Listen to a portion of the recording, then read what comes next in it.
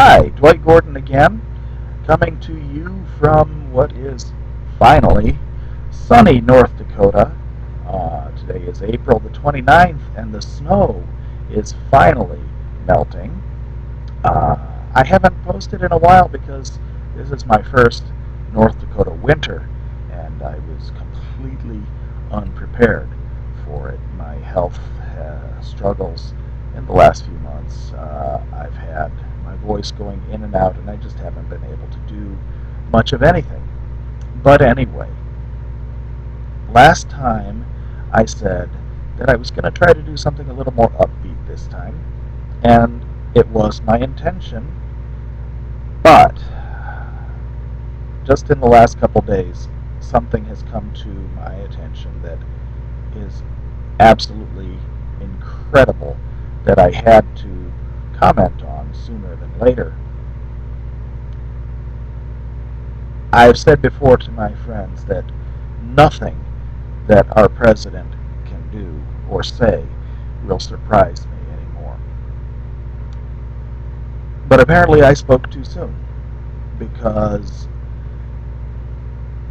this absolutely floored me. Absolutely floored me. And by the way, I'm speaking today primarily to my friends and neighbors in the black community because this is something that should absolutely concern you, should absolutely terrify you about President Barack Obama. He is the first sitting president in history to directly address Planned Parenthood, and what he said to them was absolutely stunning, coming from a black man. He said, uh, most notably in the speech, was God bless Planned Parenthood.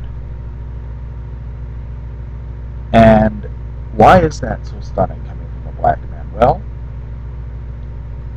we are talking about an organization which was founded by Margaret Sanger, who was a racist, who was a eugenicist.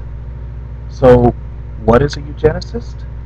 A eugenicist, I'm looking at the Webster dictionary definition here, is someone who practices eugenics, which is defined as a science that deals with the improvement as by control of human mating of hereditary qualities of a race or breed. So what does that mean in everyday English?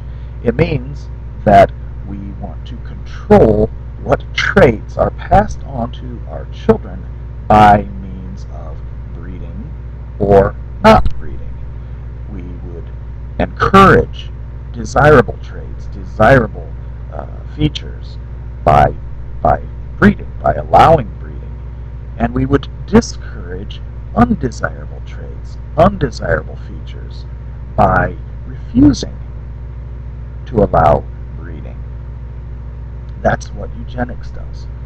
And Margaret Sanger was a huge advocate of eugenics. Here's a couple of quotes to illustrate that. This is Margaret Sanger in her own words here. We should apply a stern and rigid policy of sterilization and segregation to that grade of population whose progeny is tainted or whose inheritance is such that objectionable traits may be transmitted to offspring. That's her plan for peace.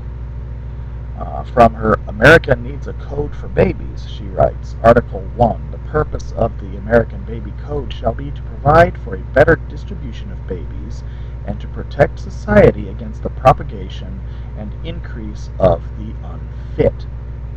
Article 4, no woman shall have the legal right to bear a child, and no man shall have the right to become a father without a permit. And Article 6, no permit for parenthood shall be valid for more than one birth. Again, from her writings, give dysgenic groups, or people with bad genes, in our population their choice of segregation or compulsory sterilization. And birth control must lead ultimately to a cleaner race. So there are her views on eugenics. So why does this necessarily need to concern black people? Well, this is where it gets disturbing. Okay, these are quotes from Margaret Sanger that got her invited to speak at Ku Klux Klan rallies. And once again, I need to make sure that you understand that these are Margaret Sanger's quotes, not Dwight Gordon's opinions. Okay? Here is something that she said when speaking to, or again, that resulted in her being invited to speak at the Klan rallies. We should hire 3 or 4 colored ministers, preferably with social service backgrounds and with engaging personalities. The most successful educational approach to the Negro is through a religious appeal. We don't want the word to go out that we want to exterminate the Negro population. And the minister is the man who can straighten out that idea if it ever occurs to any of their more rebellious members.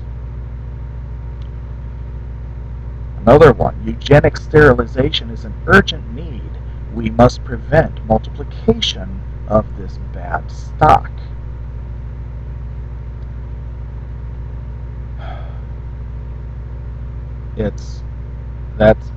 Here's another one. Eugenics is the most adequate and thorough avenue to the solution of racial, political, and social problems. These are absolutely stunning, ugly, evil quotes by the woman who founded Planned Parenthood. I can't stress that enough. This is the woman who founded Planned Parenthood. The purpose in promoting birth control was, quote, to create a race of thoroughbreds, end quote. Couples should be required to submit applications to have a child. Sanger believed that for the purpose of racial purification, couples should be rewarded who chose sterilization. When speaking about blacks, immigrants, and other minorities and indigents, she referred to them as human weeds, reckless breeders, spawning human beings who should never have been born. More children from the fit, less from the unfit. That is the chief aim of birth control. These are quotes by, once again, Margaret Sanger, founder of Planned Parenthood. My friends, I can't stress this enough. It is absolutely stunning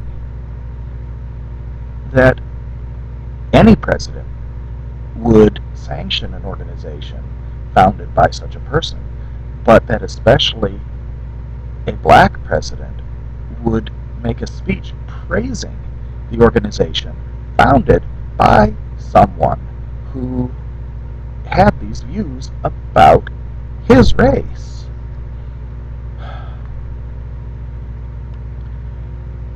And if you need to look further into whether or not these are actually the goals of Planned Parenthood still, no, of course they're not going to say it. But why don't we look at a few facts here? Planned Parenthood clinics are mainly in areas, in inner cities, in poorer areas of town, in black and Hispanic communities. Why is that? because they want to make it more accessible to those races, to those classes of people. They want the poor. They want the minorities.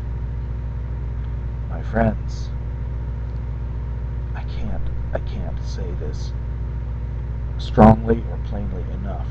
You are being exterminated under the guise of health care. Please, please, please look into the facts about what I am saying. Don't take my word for it. Look it up.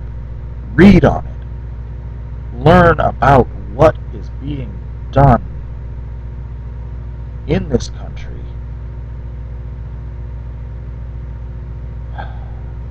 That's all for today.